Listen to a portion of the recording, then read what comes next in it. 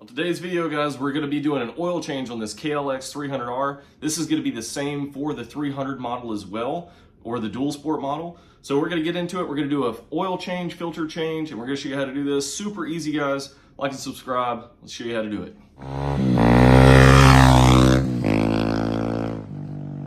So we're going to be using a kit that I got off Amazon. It comes with everything you need for this oil change. It comes with the synthetic or semi-synthetic oil 10W40, and you get 2 bottles of this because the bike does call for 1.1 quarts of oil, so you need 2 quarts, and you're going to have a little bit of extra. So if it comes to the next oil change, then you only really need to buy 1 quart. It comes with the oil filter that you need. Right here's the part number if you want to reference the part number if you're just getting a filter by itself. And then the kit also comes with a funnel that you can kind of make, and then a new washer to go on the oil drain plug. So it comes with everything that you need for an oil change. You are going to need a drain pan and a funnel to fill the oil back up. And that's about it, guys. When it comes to tools, I just have a 14 mil socket. This is going to be for the drain bolt, and then an 8 mil socket that we're going to use for the oil filter housing to take the bolts out of that. So one thing I would suggest is going ahead and run the bike for about 2 to 3 minutes. That's going to let the oil really get loose and warmed up. It's going to make it drain out a little bit easier, and it's going to let more drain out, so that way you can get some fresh oil in there and you're not going to have that old oil just kind of sitting in there mixing in. So we're going to go ahead, push this thing outside and let it run just for a few minutes.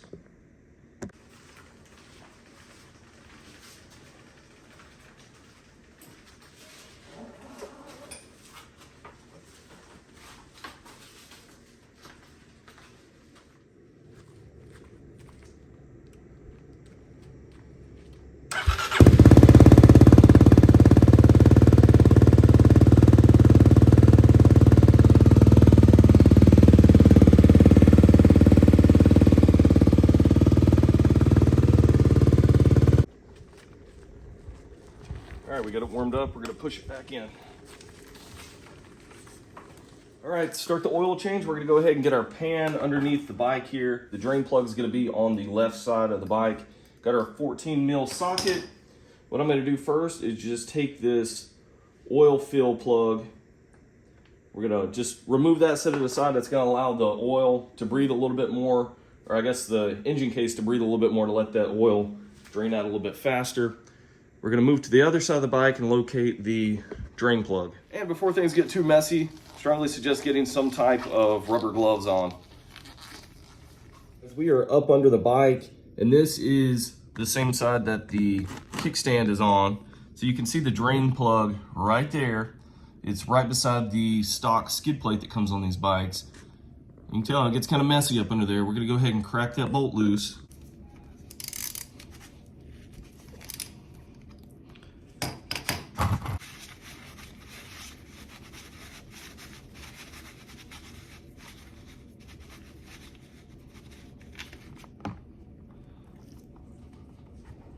So we're gonna let all that drain out, and then we're gonna put the plug back in.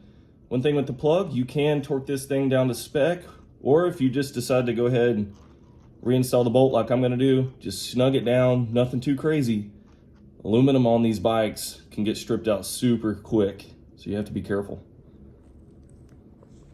And guys, where I bought this bike secondhand, I'm not sure if this is the first oil change that's ever been done on this bike, or if the break-in oil has even been drained out before. So this is one of the first things we've done. I've only had this bike for maybe 2 months.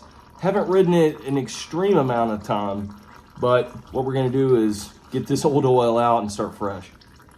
So the oil's almost drained out. What we're gonna do now is go ahead and reinstall the drain bolt, put our new crush washer onto it, and I just looked up in here trying to find the old crush washer so we could remove it, and it doesn't even have an old crush washer.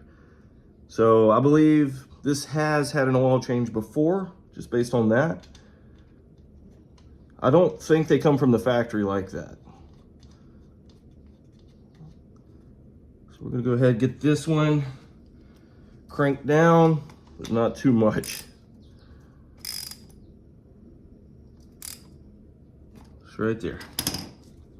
All right, now we're gonna locate the oil filter housing. Right here, pretty much it's just a metal plate that kind of blocks this off. We're gonna go ahead and get this loosened up. It's just a little 8mm socket. Get these taken out.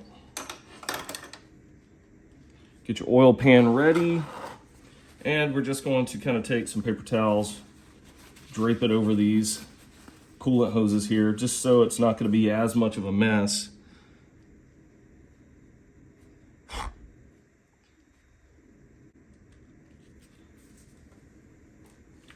All right, sometimes this won't come straight off. You're gonna have to take some type of screwdriver or something. I think we can break it loose, just get my nail behind it though. Maybe. Maybe not. Oh, there we go. I think it popped out. I think it had a lot of pressure in there with that spring.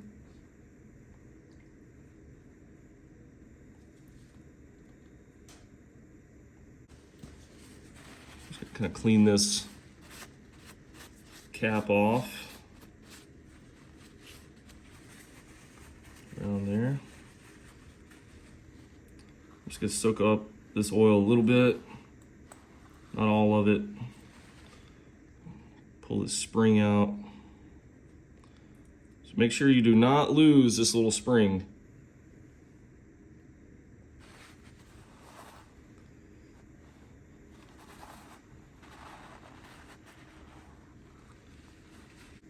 Go ahead and get the new filter. I'm gonna go ahead and get it seated. You can kind of see how that gets seated on there.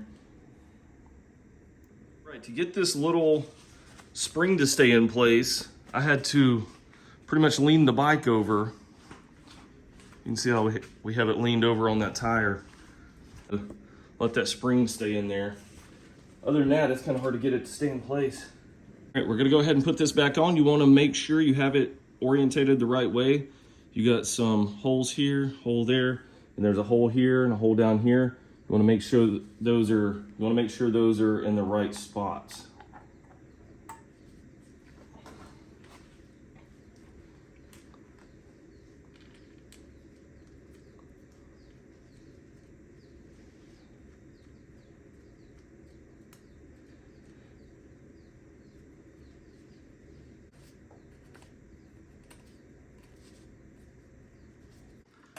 All right, we're gonna go ahead and get this tightened back down.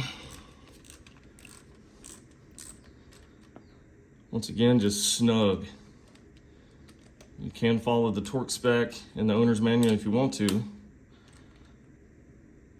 Just snug. Grab our funnel. Go ahead and get it in place. You're not able to use the funnel and go down in there too far. You're gonna have to make sure that funnel doesn't fall out. So we're gonna add 1 full bottle and then pretty much just 1/10 of a bottle. And then for the last bottle, we're just gonna add pretty much 1/10. So you can kind of see all the marks here on the side. We're just gonna add about 100 milliliters.